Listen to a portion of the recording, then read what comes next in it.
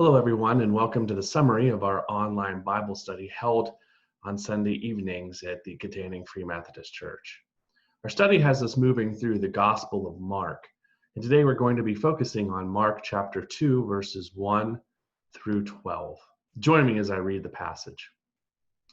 A few days later, when Jesus again entered Capernaum, the people heard that he had come home. They gathered in such large numbers that there was no room left, not even outside the door, and he preached the word to them. Some men came bringing to him a paralyzed man carried by four of them. Since they could not get him to Jesus because of the crowd, they made an opening in the roof above Jesus by digging through it and then lowered the mat the man was lying on. When Jesus saw their faith, he said to the paralyzed man, "Son, your sins are forgiven." Now some teachers of the law were sitting there thinking to themselves, "Why does this fellow talk like that? He's blaspheming. Who can forgive sins but God alone?" Immediately Jesus knew in his spirit that this is what they were thinking in their hearts, and he said to them, "Why are you thinking these things? Which is easier, to say to the paralyzed man, 'Your sins are forgiven,' or to say, 'Get up, and take your mat and walk'? But I want you to know that the Son of Man has authority on earth to forgive sins." So he said to the man, "I tell you, get up, take your mat, and go home." He got up, took his mat, and walked out in full view of them all. This amazed everyone, and they praised God, saying, "We have never seen anything like this." After some days, Jesus decided to return to Capernaum. And it seems to be the case these days for Jesus everywhere he goes. It's reported that Jesus is back in town. So then a large crowd begins to gather. The gathering, in fact, is so large that there isn't any room to get into the house at all by any conventional means. And Jesus is preaching to the crowd when four men carrying a paralytic arrive on the scene, hoping to get their friend healed.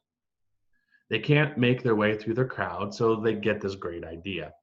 They climb up on the roof, dig an opening, and lower their friend down. Jesus sees their faith and forgives the paralytic for his sins. This was not what the men were initially hoping for, I'm sure. And it so happens here in our story that there are some scribes listening to everything that Jesus is saying. And they hear him tell this man that his sins are forgiven. They begin to wonder to themselves, how can Jesus do this? Only God has the ability to forgive sins. Now, Jesus was aware of what they were thinking about, and Jesus calls them out on it. So he asks them a question: which is easier, to forgive sins or to heal this guy? In order that they might understand that he is indeed the Son of Man and that he has the authority to forgive sins, he tells the paralytic to stand up and go home. The man does that very thing, and everyone is amazed and glorifies God because they had never seen anything like this before. It's here that we begin to see that Jesus is going to be at odds with the religious authorities all throughout Mark's gospel. They're beginning to question who he is and what he's up to, and ultimately they're going to see him as dangerous.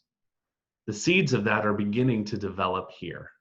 Mark is setting us up for a Jesus who's living out his identity as Messiah in opposition to those who are in authority, who aren't interested in a Messiah that's going to do anything but deliver them from Roman rule and oppression.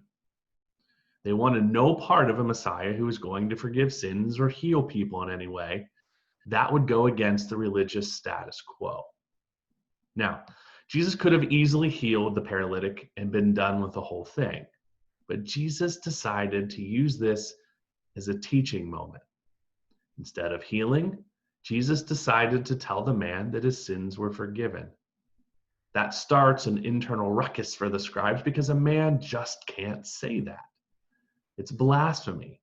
Having the attribute to forgive sins is one that resides solely in God's domain. They were going through this internal battle, and Jesus senses what's going on in their hearts. He senses that this is the case. And he does something to instill even more awe. Not only does he claim the ability to forgive sins, he goes right on ahead and heals the guy. In Jesus' healing of the guy, he demonstrates that he has the authority to be able to forgive sins. If you haven't picked up on it yet, healing for Mark demonstrates that Jesus has the authority to do the other parts of his ministry. So, for instance, when Jesus taught, it was accompanied by healing. His teaching had authority already, but the healing is the icing on the cake. We will see this throughout Mark. The healing serves to demonstrate that Jesus really does have the authority to teach, to preach, and to forgive sins, and really whatever other activity that Jesus would like to do. Now, this is also a text that many use to prove from the scriptures that Jesus is indeed divine. The argument goes something like this. The scribes rightly recognize that only God can forgive sins. And since Jesus claimed that this man's sins were forgiven, and then backed up his claim by healing him, Jesus was actually demonstrating that he is, in fact, divine. One last thing on this passage. Having watched Jesus do this thing, the crowd responded with awe and glorified God. This gets to, for me, the core of why we worship. I'm not just talking about worship on Sunday morning. The whole idea that our entire lives are worship. When Jesus does a transformative thing in our lives, or in the lives of someone else,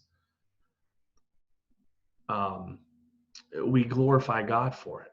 Our worship is a response to the grace, mercy, and love of God in our lives. The people here acted in an appropriate way when they witnessed what Jesus had done.